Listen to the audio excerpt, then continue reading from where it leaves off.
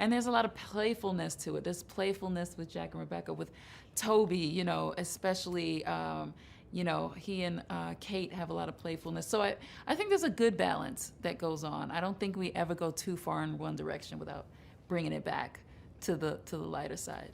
Every single thing that happens, right, it's a ripple effect, and that we're all connected in some way, shape, or form. And that stands true for this episode, obviously in a very personal way for Kate. So I'm really excited. So he's, you know, he finds himself kind of in a difficult place. He found love again, which doesn't happen to a lot of people. So he found himself sort of in a happy place. He felt lucky. He sort of thought he had his life in order, and then this giant bump in the road, which is he wants to be a father, and he's with this woman who he's in love with who doesn't want children. So that becomes a deal breaker, and they both kind of mutually and very sadly decide to sort of go their own ways. And now he's kind of in a place, honestly, where he has time to himself and time to sort of reflect and try to stay as healthy as he possibly can.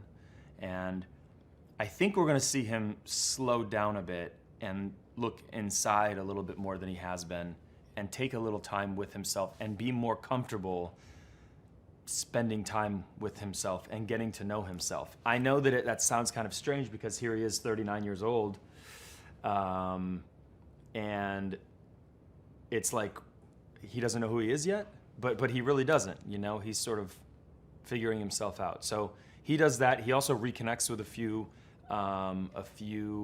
family members without giving too much away. That starts kind of fairly early on in the season and then continues throughout. And that'll fulfill him as well. So hopefully he's on this journey of sort of, you know, becoming healthier and more comfortable in his own skin. Yeah, you know, a lot of fans who watch this show are always talking about how much they cry or the emotion that it brings up, and I'm always a little like, I'm not as involved in those storylines, so I'm like, I'm not sure what you're. I think the show's pretty funny, at least from where I'm standing. So I think that the show, I think a lot of times the show's levity gets a little lost, but every single character in this show is very well balanced and very able to slide back and forth between drama and levity. You know, Sterling K. Brown is extremely funny. Justin Hartley is one of the funniest people I've ever met. Chrissy is hysterical. So and that's the balance of life too. Like as sad and as horrible as things get, there are also good and bright moments, and I think that this show has a lot of both. As storytellers, it doesn't make any difference to us, you know. I think it adds excitement because it gives us a real roadmap. I mean, as an actor, I've done shows where you just don't know if you're going to be around or not, and you're really hoping.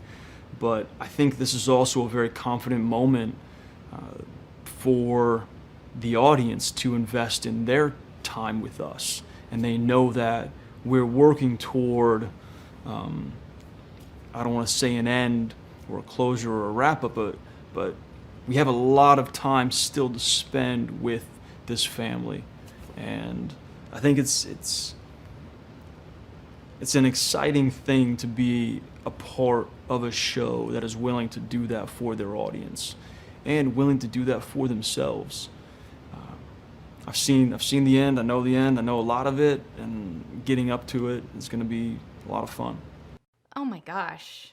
It's crazy. I've never done television, really, before this show.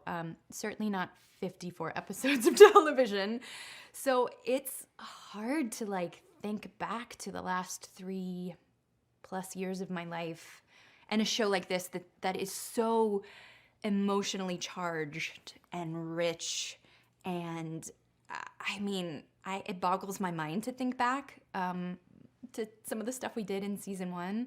I mean, I guess my heart sort of goes back to season 1 because it was such a new experience for us, and navigating like the inroads of these characters and figuring out, for me at least, like, it's hard to pinpoint one exact moment because, you know, I have this delicious challenge, and the greatest challenge probably of my professional life, of portraying this woman from her mid-20s to her, now we found out last season, like mid-80s.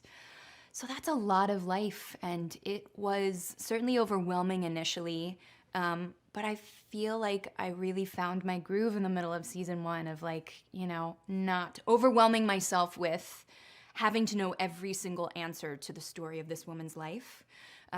You sort of just take the information as it comes to you and sort of piecemeal it together. But now I feel like I have this really complex understanding of who she is, and I have this like 360-degree view of everything. People are connected to This Is Us. It's just what you said. The storylines and the I guess all the things that we speak about are things that people go through. Just to put it plain, I think we're taking everything that's just ripped from the headlines of our lives, you know, and saying like it's okay to talk about them.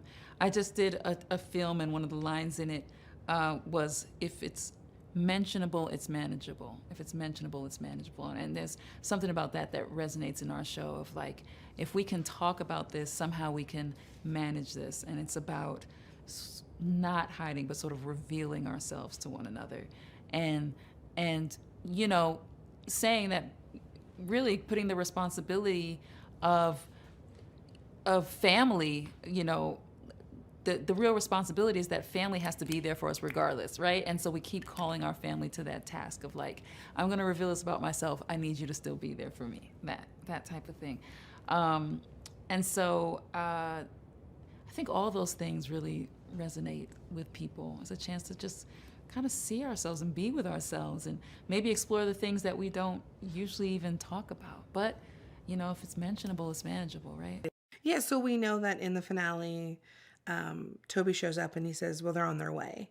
And everyone's freaking out because they don't know if that includes Kate or Jack or what's happening. And so many people are asking, like, where's Kate? And I'm like, she could be at the dry cleaners.